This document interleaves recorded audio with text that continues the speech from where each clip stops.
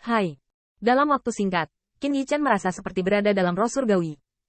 Dengan integrasi buku kuno itu, ruang dan waktu di sekitarnya berangsur-angsur terdistorsi, dan siluet lama muncul kembali. Namun, saat ini Qin Yichen, di mata sang bintang, sangat terkejut. Pemusnahan besar artinya, menghancurkan surga yang memadamkan bumi, memenggal kepala abadi. Bunuh Tuhan. Meskipun saya sudah lama mengetahui bahwa warisan Penatua Agung Orang Dai benar-benar luar biasa, tetapi setelah benar-benar mendapatkan jari pemusnahan, Qin Yichen hanya merasa bahwa di depan teknik abadi ini, itu adalah sebagai jika langit dan bumi ada di telapak tangannya. Dengan jari-jari Anda di telapak tangan, langit akan terkoyak, dan langit dan bumi akan berubah menjadi kehampaan. Itu memang kekuatan magis tertinggi dari orang-orang Dai, dan itu sungguh menakjubkan. Setelah sekian lama, Qin Yichen layak untuk kembali ke akal sehatnya, melihat ke arah siluet pertempuran, dan sangat memuja. Terima kasih banyak senior. Berjuang melawan ini. Tapi itu hanya senyum tipis. Selain rasa hormat terhadap keturunan naga sejati di antara alis, itu lebih seperti seorang penatua, menyaksikan generasi muda tumbuh lebih kuat. Tuanku tidak perlu mengucapkan terima kasih. Maksud nenekku adalah tuanku sudah mengetahui segalanya. Tetapi dengan duniaku hari ini, aku khawatir kehilangannya akan sangat serius. Tolong gunakan juga tuanku dengan hati-hati. Qin Yichen mendengar ini. Selain menundukkan kepalanya, dia menyeringai. Meskipun pemusnahan besar ini mengacu pada pembunuhan kuat yang dimiliki oleh pembangkit tenaga listrik yang pernah menghancurkan seperti Zanzan, untungnya, dia adalah keturunan naga sejati. Jika tidak, saya khawatir bahkan sulit untuk menunjukkannya. Pada saat ini, saya melihat pertempuran Feng Yan berbalik, dan mata saya penuh dengan harapan. Mungkin, pemusnahan besar ini berarti bahwa suatu hari di bawah Tuan Prestige of True Dragon saya dapat memainkan kekuatan ilahi yang tak terhitung untuk orang tua. Qin Yichen tertawa. Meski berkelahi bukanlah lelucon, dia sekarang hanya menyemangati dirinya sendiri. Bahkan jika dia benar-benar dapat mengubah pemusnahan biru tiba-tiba, setidaknya itu akan menjadi keabadian emas. Tugas yang paling mendesak adalah membiarkan Sekte Abadi Shen Xiao merasakan kekuatan ilahi dari jari pemusnahan besar. Namun, setelah mengarahkan pemusnahan ke warisan, Qin Yichen menemukan bahwa siluet yang redup dalam pertempuran bukanlah apa-apa, bahkan senyum di wajahnya tampak dibuat-buat. Senior, kata-kata itu tidak jatuh. Tetapi saya melihat bahwa Zanzan sedikit menggelengkan kepalanya. Pada saat ini, dia bahkan tidak memiliki penjelasan setengah kalimat. Tetapi Qin Yichen melihat lampu pompa sebelumnya.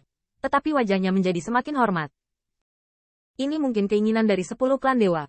Sama seperti senior dan senior. Di jurang, tulang berserakan, menunggu 10.000 tahun, sama dengan pertempuran senior. Pada saat ini, meskipun pertempurannya lemah, sepertinya masih ada sesuatu yang mendukungnya. Tuan. Bisakah Anda mengeluarkan prajurit peri dan baju besi Anda? Qin Yichen kaget, lalu melakukannya. Segera, 10.000 baju besi Tao dan pedang macan putih melayang di depan pertempuran. Saat berperang, dia menundukkan kepalanya dengan puas. Baju besi peri ini, benar-benar misterius. Dari mana tuanku mendapatkannya? Qin Yichen juga tidak menyembunyikan. Jiana ini tidak berada di belakang True Dragon. Saya adalah mahakarya ras manusia. Berjuang melawan ini, saya bahkan lebih lega. Oke, bagus. Keterampilan ini layak untuk mengejar naga sejati. Belakangan, pertempuran itu melihat pedang macan putih lagi, dan dengan sepengetahuannya, dia bisa mengenali nafas macan putih dalam sekejap. Bahkan ketika Qin Yichen telah berurusan dengan setan sebelumnya, dia telah menyaksikan pertempuran sengit, membelai pedang dan tersenyum. Pisau peri ini harus menjadi pikiran dari bocah kecil klan Harimau Putih. Kepala Qin Yichen, senior mengatakan bahwa pedang ini adalah warisan senior klan Harimau Putih dari junior. Meskipun dengan pertumbuhan pengetahuan, Qin Yichen sudah tahu bahwa senior klan macan putih asli di lembah sungai diperkirakan adalah surga abadi. Dan bahkan sekarang, dia mungkin bukan lawannya. Tapi Qin Yichen selalu menghormatinya. Dan bahkan sampai batas tertentu, senior klan Harimau Putih memberinya tahap pertama dari Raja Abadi. Namun, setelah beberapa saat berjuang dengan pedang, dia menyesal. Sayangnya, meskipun pedang ini bagus, alam Little Brat terbatas. Bahkan jika itu adalah pedang peri, akan ada saatnya pedang itu tidak tajam. Qin Yichen mendengar ini terkejut.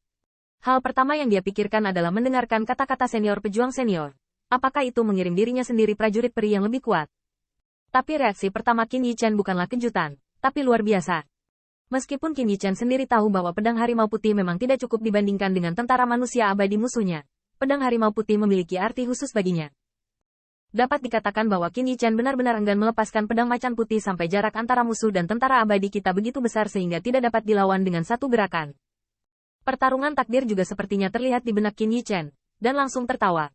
Tuanku adalah pria yang sangat menyayangi. Qin Yichen tertawa, tapi saya tidak tahu.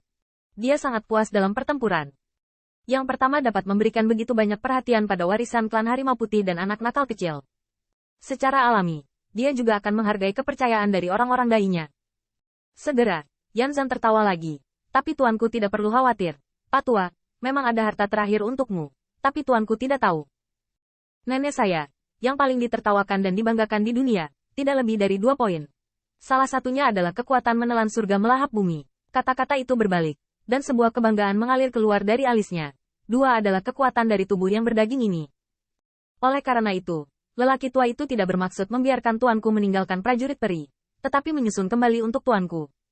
Sesuatu. Perombakan. Tepat ketika Qin Yichen ragu, dia melihat gelombang besar dalam pertempuran. 2 emas dan tembaga bersinar, perlahan-lahan mengambang. Ini adalah sedikit daging yang ditinggalkan oleh lelaki tua itu dan sebuah tulang.